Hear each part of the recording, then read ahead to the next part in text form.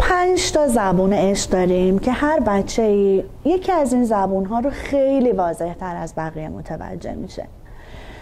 اونا شامل کلام تاییدآمیز، وقت گذاشتن برای همدیگه، تماس فیزیکی، هدیه گرفتن و خدمت کردنه. خدمت کردن به این معنی که کارهایی رو که برای سلامتی عاطفی بچه خیلی اساسیه رو انجام بدیم. مثلا تعمیر کردن یه دونه دوچرخه برای بچه خیلی مهمتر از اینه که اونو ورداری بذاریش رو دوچرخه. این کار یعنی به کار بردن روغن عشق. حالا یه مثال بزنیم که واضح‌تر برامون جا بیافته. یه بچه‌ای دیدین همش گریه میکنه، میاد میگه مامان بابا منو دوست ندارن. همیشه والدین اکثرا بچه‌هاشونو خیلی عمیقاً دوست دارن، مگه میشه کسی بچه‌شو دوست نداشته باشه؟ اما مشکل اینجاست که اونها به زبون اصلی عشق بچه‌شون حرف نمیزنن. بنابراین اون بچه با مخزن خالی عشق بزرگ میشه. حالا چیکار بکنیم و چجوری میتونیم زبان اصلی عشق بچه هامونو یا بچه هامون رو کشف بکنیم؟ 3 تا راه وجود داره. ببینین اونا چجوری به شما ابراز محبت میکنن. این خیلی مهمه. فیزیکی، یا اینکه براشون وقت بذاری یا هدیه براشون بخری. یادتون باشه که درخواست هایی که اغلب تکرار میشن بازتاب همون زبان عشق بچه ها هست که مرتب مثلا یه بچه میاد به مامانش میگه مامان چطور بود کارم؟ خوب بود، نقاشیم قشنگ بود. یعنی زبان اصلی عشق اون کلام تاییدآمیزه، اونو میخواد. یا یه بچه مدام میاد به خانواده‌اش میگه که بیا بریم قدم بزنیم، بریم بیرون، یعنی براش وقت بذاریم. پس به درخواستای بچه‌هاتون خیلی دقت کنید. مورد دوم اینه که به گله ها و شکایت های بچه‌تون خوب گوش کنین. اگه به اینا توجه کنین، بچه های نگرش مثبت‌تری به زندگی پیدا میکنن و با خانواده سازگارتر میشن و وقتی مخزن عشقشون خالیه، بدترین خلق‌ها و رفتارها رو از خودشون بروز میدن و شما میبینین. پس بنابراین زبان عشق بچه هاتون رو پیدا بکنین که البته اینم بگم این در مورد بزرگسالا هم صدق میکنه، یعنی صرفاً برای بچه ها نیست، در مورد بزرگترها هم هست.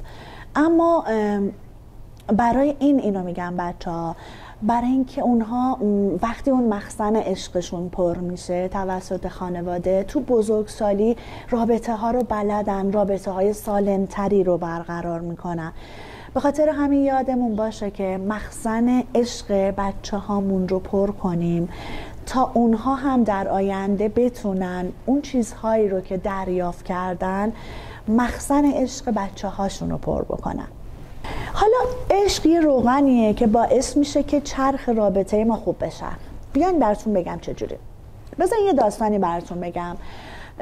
داستان زندگی یه مرد معمولی رو میخوندم که 2 تا پسر و یه همسر داشت. خیلی امکانات خیلی خوب و همه چیش خوب پیش میرفت تا اینکه یه شب یکی از بچه‌ها مریض میشه و اونا فکر میکنن که یه مریضی خیلی سطحی و جدی نیست و یه آسپرین بهش میدن و همون شب صبحش بچه فوت میکنه که آپاندیس داشته. یه حس غم و گناه زیادی باعث میشه که پدر خانواده تبدیل میشه به یه آدم الکلی و مادرم به خاطر اون افسردگی شدیدی که میگیره جدا میشه و میره. در نهایت اون پسر میمونه و یک پدر مجرد و یک مشکلی به نام اعتیاد به الکل. مصرف الکل زیاد باعث میشه که اون پدر شغل و خونه و هر چی که داره رو در کل از دست میده و در نهایت هم توی اتاقی توی مسافرخونه تنها فوت میکنه. اون پسر بزرگ میشه و تبدیل میشه به یه پسر خیلی سختگوش و موفق و مهربون. یه نفر که زندگی اونا رو از دور میدیده و میدونسته میاد بهش میگه که من میدونم که شما پدرتون سالها تنها زندگی میکردی و اونم مشکل اعتیاد به الکل داشته و اینا، اونم میدونم، اما میخوام اینو بدونم که چی شد باعث شد که تو الان یه مرد مهربون و موفق و دوست داشتنی بشی. پسر بهش میگه که تا اونجایی که یادم میاد از بچگی تا موقعی که 18 سالم شد پدرم هر شب میومد تو اتاقم، گونه هامو میبوسید و بهم میگفت پسرم خیلی دوستت دارم. میدونید اینجا اون پدر اون مخزن عشق عاطفی اون پسر رو پر کرده بود و باعث شده بود که یه دیدگاه مثبتی به زندگی پیدا بکنه. البته این به این معنی نیست که هر کسی این کار رو بکنه موفق میشه ها، نه.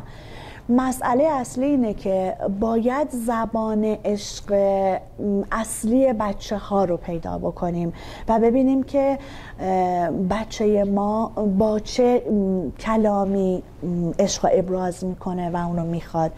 همونجور که گفتم کلام، تماس فیزیکی، هدیه خریدن، این خیلی مهمه که متوجه بشین.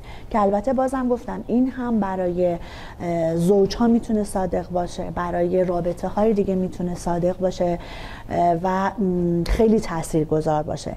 پس بنابراین زبان عشق اصلی همدیگر رو پیدا بکنید تا بتونید چرخ رابطتون رو روغن کاری کنید.